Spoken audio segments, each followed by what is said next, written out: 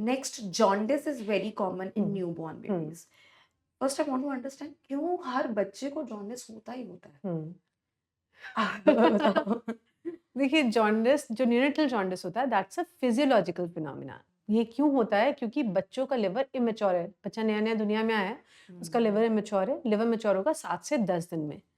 जब तक liver mature नहीं होता, तो जो लिवर का काम है वो क्या है? बॉडी का वेस्ट प्रोडक्ट मेटाबोलाइज करना और स्टूल और यूरिन यानी पॉटी और यूरिन में निकाल देना। क्योंकि लिवर मेच्योर ही नहीं है अभी तक, तो होगा क्या? बॉडी का जो वेस्ट प्रोडक्ट है, लिवर ठीक से मेटाबोलाइज नहीं करेगा।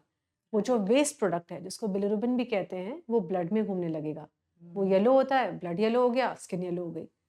तो हमें एज पीडियाट्रिशियंस बच्चे के स्किन और आइज के येलोइश डिस्कलरेशन से कोई फर्क नहीं पड़ता। हमें इस चीज़ से फ़र्क पड़ता है कि ब्लड में जो बिलिरुबिन लेवल्स यानी वेस्ट प्रोडक्ट का लेवल है, वो इतना ना बढ़ जाए कि ब्लड ब्रेन बैरियर क्रॉस करे और बच्चे का आईक्यू अफेक्ट हो या फिर कोई न्यूरोलॉजिकल डैमेज हो। So that's why jaundice is very, उसको चेकअप कराना, उसका ट्रीटमेंट कराना अगर प्रॉब्लम होती है, वो बहुत ज़्यादा कॉमन, बहुत ज़्यादा इंपॉर्टेंट है। सो जॉन्डिस सारे ही बच्चों को होता है मोस्टली, है ना? हम लोग को सिर्फ तब मतलब होता है जब वो ट्रीटमेंट जोन में हो। इसलिए जब भी डिस्चार्ज होते हैं बच्चे, तो 2 या 3 दिन बाद उनको फ़ॉलोअप के लिए बुलाया जाता है, और जल्दी फ़ॉलोअप के लिए बुलाया जाता है। अगर मदर का ब्लड ग्रुप नेगेटिव है, बच्चे का पॉजिटिव है, या मदर का ब्लड ग्रुप ओ है, बच्चे का ए, बी या AB है, या इस तरह का और कोई रिस्क फैक्टर है, तो फिर और जल्दी बुलाया जाता है जॉन्डिस चेक के लिए। एक बार ये वाला लिवर मैच्योर हो जाता है 10, 12, 14 डेज़ पे, तो उसके बाद ये प्रॉब्लम अपने आप से सबसाइड हो जाती है। तो इस दौरान जॉन्डिस को पिक करना इम्पोर्टेंट है, ताकि बच्चे को कोई लॉन्ग टर्म न्यूरोलॉजिकल डैमेज ना हो। दैट्स व्हाई वो इम्पोर्टेंट हो जाता है, दैट्स व्हाई वो होता है। मेरे बेटे को हुआ था, मुझे याद है, हुँ। और बहुत ज़्यादा पैनिक आई नो, क्रिएट कर दिया बिल्कुल। था डॉक्टर्स ने भी, और हम भी हो गए थे। देन एक बार तो आ गया था टाइम कि उसको हम वो इंक्यूबेटर्स में रखते हैं, फ़ोटोथेरेपी, हाँ, फोटोथेरेपी में। हाँ। बट देन मतलब आपके लिए तो रोज़ का है, हाँ। हमारे लिए तो आपका तो एक ही है। हमारा तो एक हाँ। ही है। तो मतलब वो कि उसको बिल्कुल बेयर स्किन, बिकॉज़ वो अभी आई नो। विंटर्स में हुआ था, उसको बेयर स्किन फोटोथेरेपी सेशन में रखेंगे। मतलब वो तो it's very scary for parents. Hmm. How you want to so वही जो सूट देम?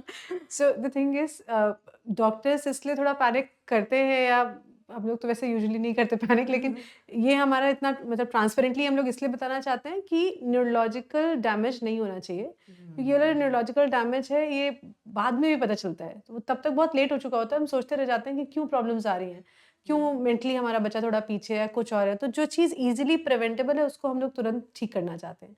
दूसरी चीज़, जब जॉन्डिस के लिए हम फोटोथेरेपी स्टार्ट करते हैं, तो बच्चे की पूरी स्किन एक्सपोज़ करते हैं एक्सेप्ट आईज़ एंड डायपर वाला रीजन, हम डायपर पहना के रखते हैं। राइट। तो ताकि पूरी बॉडी को उस वाली एक फिक्स्ड वेवलेंथ की, एक फिक्स्ड फ्लक्स की लाइट हम लोग दे पाएँ, और जो येलो वाला पिगमेंट है, वो non toxic water soluble pigment में कन्वर्ट हो पाए, उस लाइट की हेल्प ओह! से। उसको फोटो आइसोमराइज़ेशन कहते हैं, और वो ओह! फिर यूरेन और स्टूल से जल्दी-जल्दी निकल जाएगा। मोस्ट ऑफ द टाइम्स अगर हॉस्पिटल की मशीन्स अच्छी होती हैं, 24 आवर्स में बच्चों का जॉन्डिस कम हो जाता है, अगर बच्चे को कोई रिस्क फैक्टर नहीं होता है तो, राइट। है ना? तो इसलिए वो बस इतना समझना होता है पेरेंट्स को भी कि ये बच्चे के लॉन्ग टर्म उसके लिए है, और हमें तो बच्चे के साथ ही रहना है। चाहे डॉक्टर्स हों, चाहे पेरेंट्स हों, सबको सेम पेज पे रहना है, ताकि बच्चा आगे ठीक रहे। अब मेरे को ये भी बोला गया था कि मतलब मैंने तो कुछ भी नहीं करा, मैं फीड करती रही और थोड़ा सनलाइट से एक्सपोज़र किया तो hmm, he got hmm, better. Hmm. But then आप सिर्फ़ देखकर टेस्ट चेक करना नहीं। है, या फिर बिलीरुबिन वो सो बे बहुत स्कैरी था। सो बेसिकली देखिए, डिफरेंट ब्लड तरीके नहीं, लेके। देखिए 3 तरीके होते हैं। एक तो देख के पता चल जाता है बच्चों को हुँ, जॉन्डिस, अगर उनके पाम्स और सोल्स अगर बहुत येलो येलो दिख रहे हैं, इसका हुँ, मतलब जॉन्डिस हो सकता है। तो ये होता है सब्जेक्टिव असेसमेंट। दूसरा होता है एक ट्रांसक्यूटेनियस बिलिरुबिनोमीटर, एक मशीन आती है, ओके। उससे भी हम लोग चेक कर सकते हैं। तो उससे भी जॉन्डिस की एक स्क्रीनिंग मेथड होता है ये, वो भी पता चल जाता है। लेकिन जो कन्फर्मेशन होता है कि बच्चे को हुँ, एडमिट करना है कि नहीं, राइट। वो उसके ब्लड टेस्ट से ही होता है ना? तो अगर स्क्रीनिंग पॉज़िटिव आ रही है, या फिर बच्चे के पाम्स और सोल्स येलो दिख रहे हैं, तो फिर आपको पीडियाट्रिशियन बोलेंगे कि इसका टेस्ट कराना होगा, एंड उसके बेसिस पे डिसाइड होता है ट्रीटमेंट करें कि नहीं करें।